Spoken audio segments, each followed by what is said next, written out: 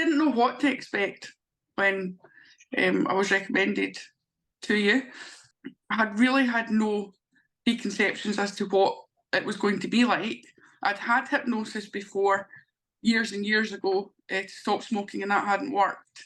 So I was not holding out much hope.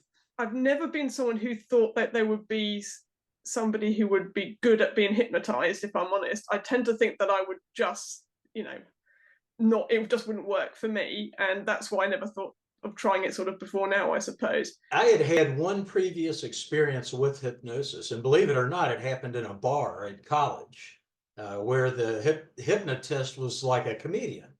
And he would get 8 people on stage and hypnotize them, and everyone would go along with it. And so I was part of that. I think that there's a very pervasive cultural image of hypnosis being some person with a little clock, and you lose all will and volition and you're just kind of this thrall.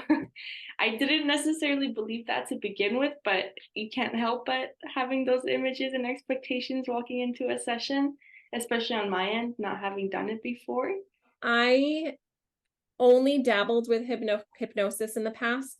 I am a meditator, so I do regularly meditate. I think for me, my first experience with it was actually around smoking cessation. It was something that I wanted to do, and I had very specific triggers about when I was out socializing and drinking, and so I sort of thought maybe there was a solution here that could be more around the sort of psychology aspects of it rather than necessarily a really strong physical addiction. And actually, it was yourself that I came and saw and had one session, and I didn't really know what to expect out of it.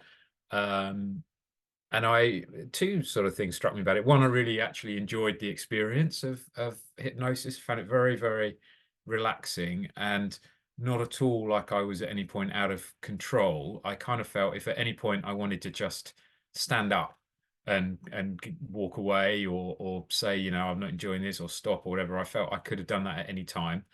But I did feel very, very relaxed. It was actually not my very first time using hypnosis when I tried your tracks, because I did Hypnobabies before. I still didn't quite know what to expect. I didn't know if Hypnobabies was anything like other kinds of hypnosis, or if it was something else. By the time I spoke to you, my anxiety was completely out of control, but I didn't realise at the time it was anxiety. I mean, I really can't. I find it difficult to describe now because it was so out of control. I grew up on sugar, and it was my number one coping mechanism for anything, which gets a bit tricky, especially since I developed health problems that got worse with sugar.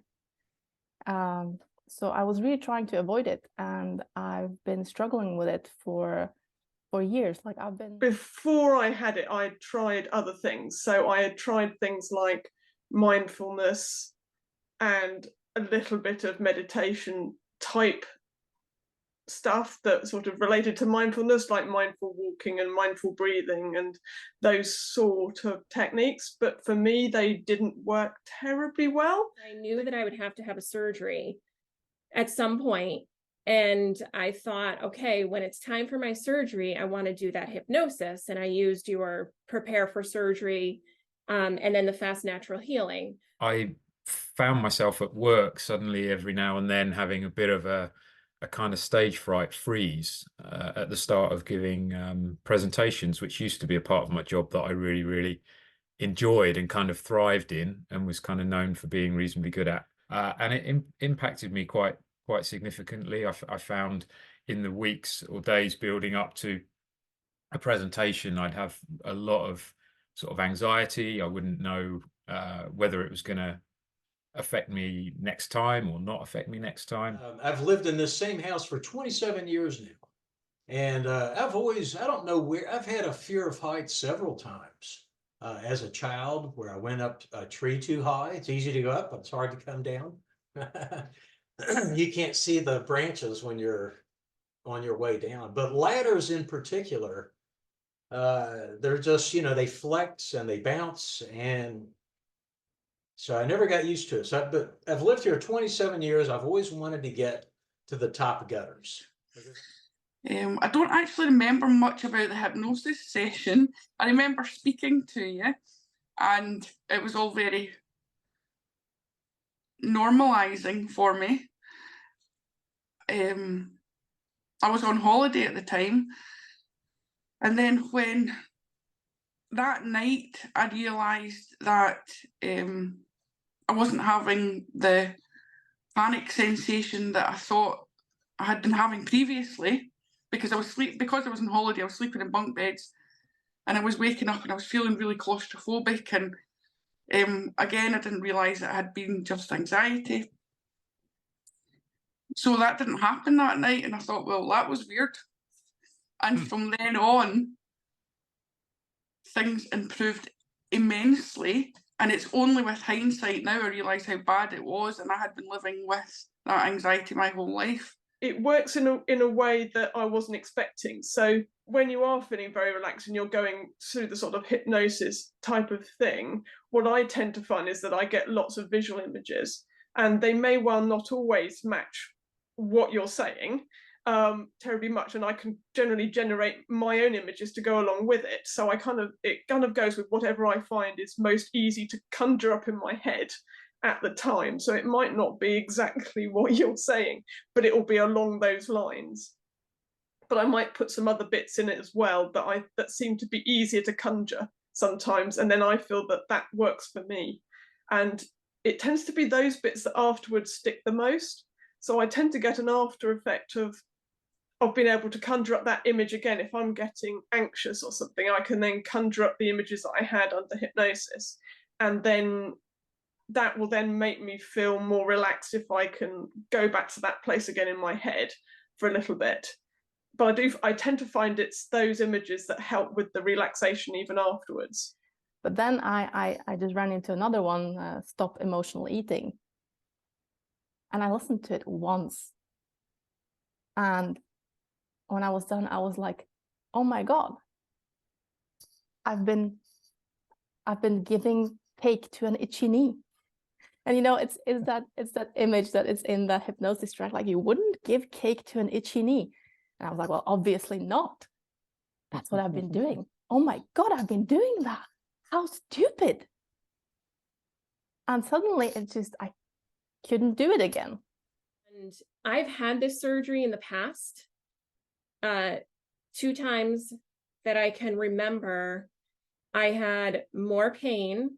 I did not use hypnosis in the past. So I had more pain. I took my pain meds for a longer period of time, and I couldn't move that part of the body without there being pain or weird sensation.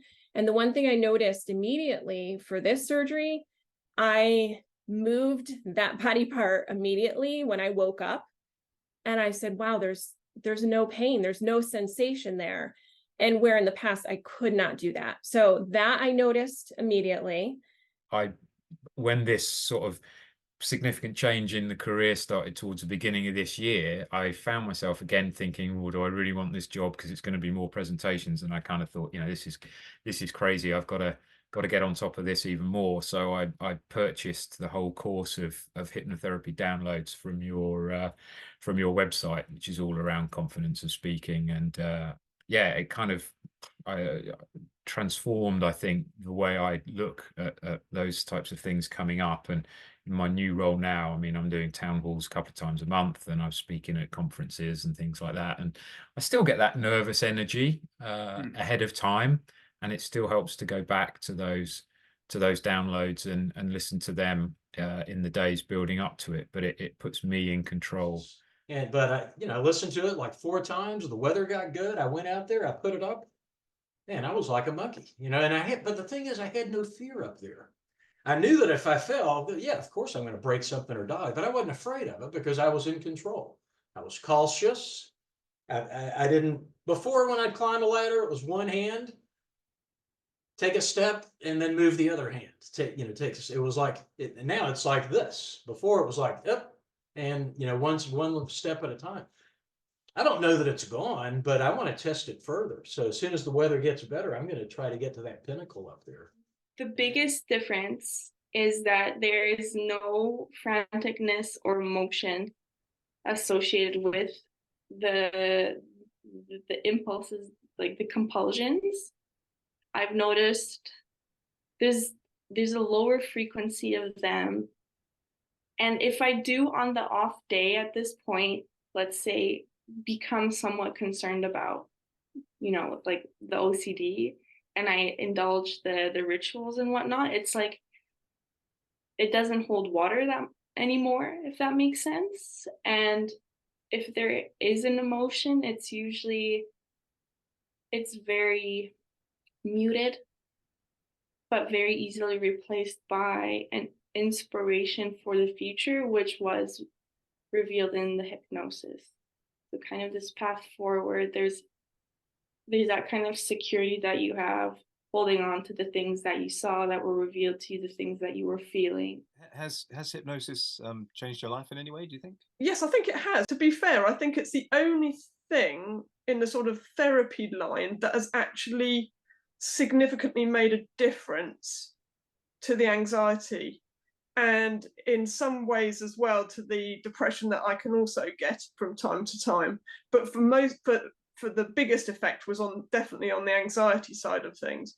And it's the only thing I found that's actually had a more long-lasting effect. I've been gradually reinforcing myself positively every time I do one, and it goes well. It reinforces that it almost always goes well, rather than almost always is a disaster. So, but I think having that opportunity that when I need to, I can dip into it and I can take myself into that sort of hypnotized state and calm my whole self down is brilliant for me, and it's definitely made a difference to my working life and my personal life, to be honest. Thank you. And I really appreciate the work that you're doing, because you literally have changed my life for that period of time when I had that surgery and I felt so prepared, and all the recovery afterwards. Like that, you from, across the ocean, you did positively affect my life. So thank you.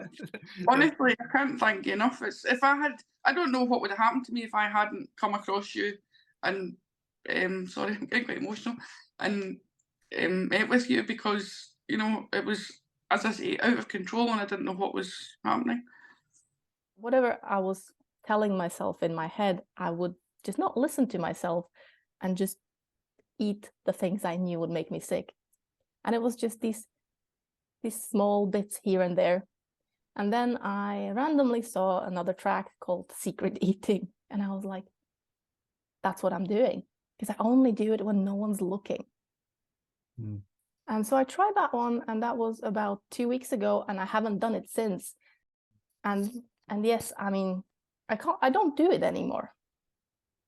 I never meant to. That's the crazy thing, that I never meant to do it. But it was really like being in a trance.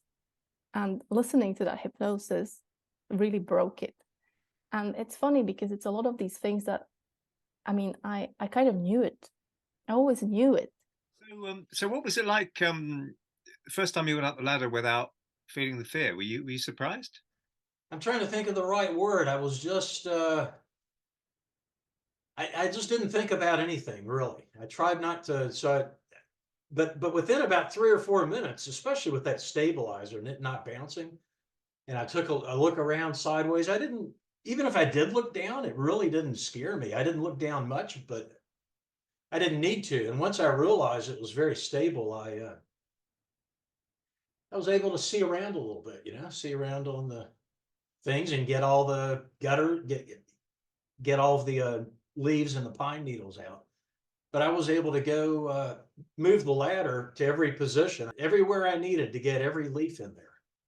And that's a great feeling. I mean, I've been trying to do that for 27 years. Yeah, you just feel like you have this, for me at least, it feels like I have this kind of little repertoire of helpful images, helpful conceptions that can help me through moments where I feel I'm slipping, but once again, they don't happen very often.